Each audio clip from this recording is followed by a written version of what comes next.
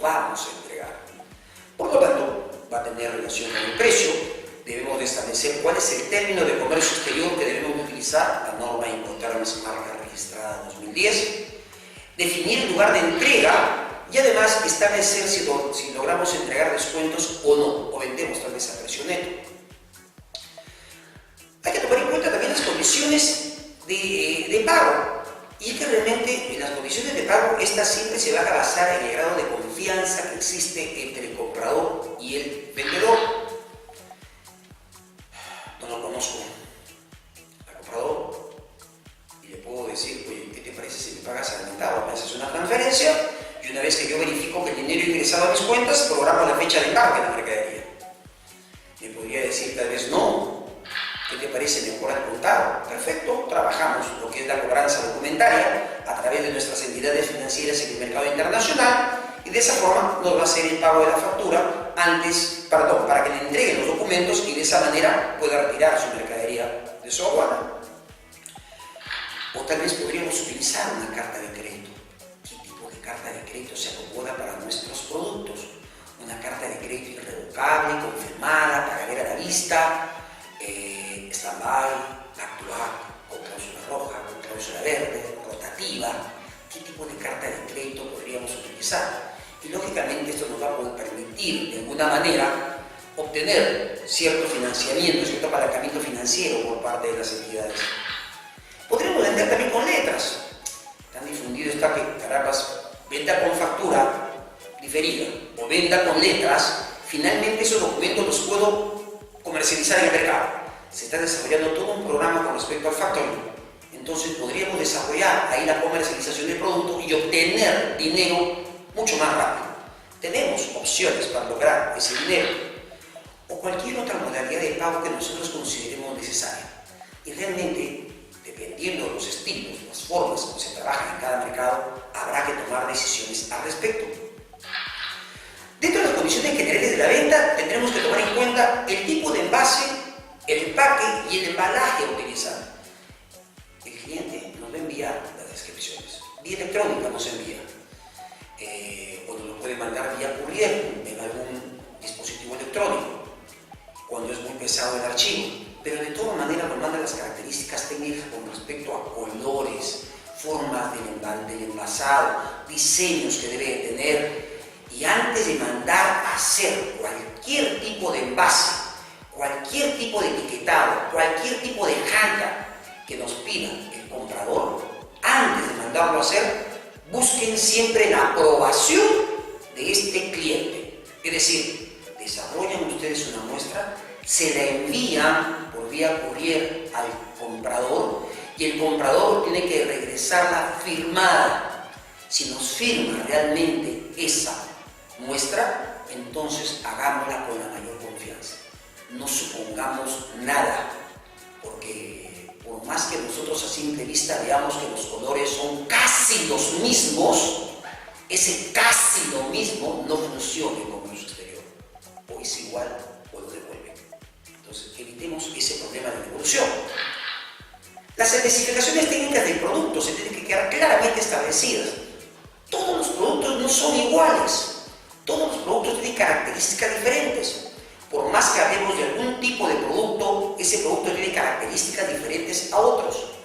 En el caso de la línea de algodón, en el caso de la línea textil en general, tenemos nosotros descripciones para cada tipo de tejido.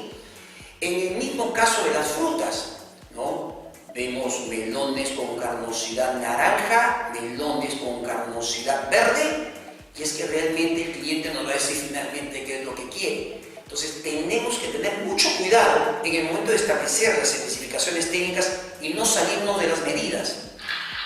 Pueden tener discrepancias peso y calidad. ¿Cuánto es lo que podría estar permitido?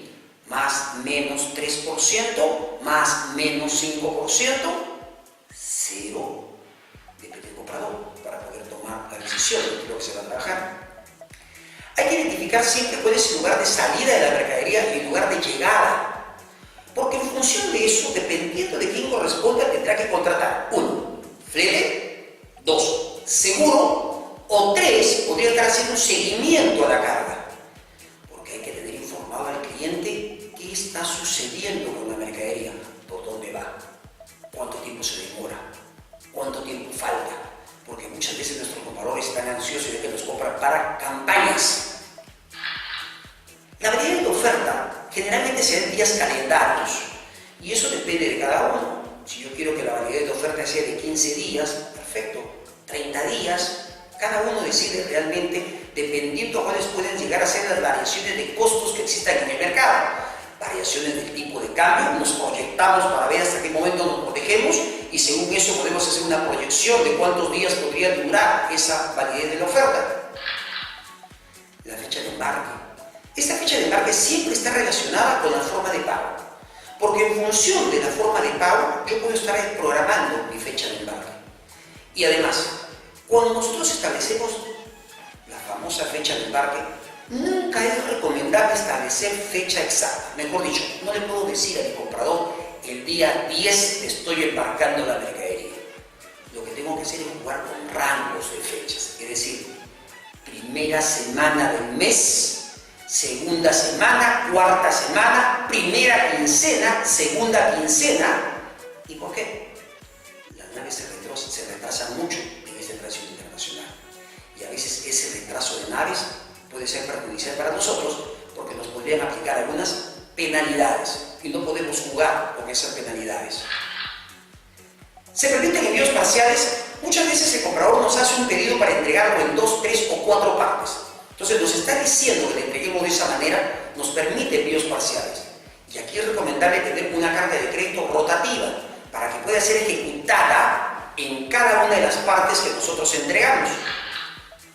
Tipo de transporte, puede ser marítimo, puede ser aéreo, puede ser terrestre. ¿Cómo quiere que le entregue la mercadería a nuestro comprador? ¿Están permitidos los transbordos?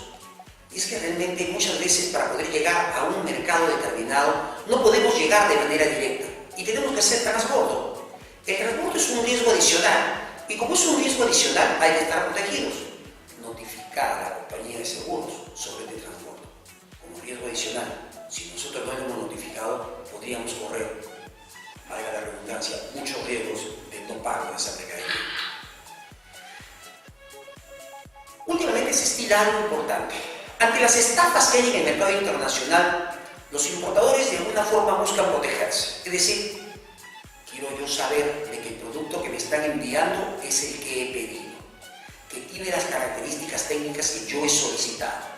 Por lo tanto, se le dice al comprador, por si acaso, puedes desarrollar una supervisión de la mercadería, puedes pagar tú, lógicamente, a un inspector, el inspector va a llegar a nuestra planta productiva, va a verificar el producto que estamos envasando, que estamos embalando y va a verificar que ese realmente es el producto que va a salir para el cliente. Firma ese documento y este documento adicional permite también cobrar la carta de crédito si existiera esta carta. ¿Qué otros documentos son necesarios? Certificado de origen, certificados sanitarios, libre de formaldehídos, bajo contenido en plomo, es decir, qué tipo de certificación necesitamos. Y cualquier certificado que nosotros necesitemos hay que contemplar para la entrega. ¿Cómo le hacemos llegar esos documentos? Vía courier es lo mejor. No cometan el error de hacer lo que hacen algunos. Es decir, colocan todos los documentos en un sobre, lo meten en una de las cajas que han embalado y se acabó. Entonces, el comprador cuando llega la carga va a tener que abrir todas las cajas para averiguar en qué caja se encuentran estos documentos. Y eso realmente al comprador lo puede molestar. No podemos quitarle tiempo. Recomendarle, vía courier. No es que sea caro, no es que sea barato, pero simplemente es lo más seguro. Por lo tanto, muchas veces se renuncian a los foros judiciales de ambos países y se someten al arbitraje de la Cámara de Comercio Internacional. Entonces, nosotros tenemos ahí una muestra de lo que sería una cotización, con todos los elementos que forman parte de. Ustedes la pueden apreciar, están todos los elementos necesarios con respecto a las descripciones técnicas del producto, a quién se dirige este documento, la fecha, la razón social de la empresa, las especificaciones técnicas del producto, con todas las características mencionadas hace un momento. Y entonces, luego, tendremos nosotros que tomar en cuenta que este documento tiene que ser firmado por ambas partes, para que de esa manera se pueda ejecutar por cualquier cosa. Si no existiera un contrato de compra-venta internacional, este documento, esta cotización, es válida.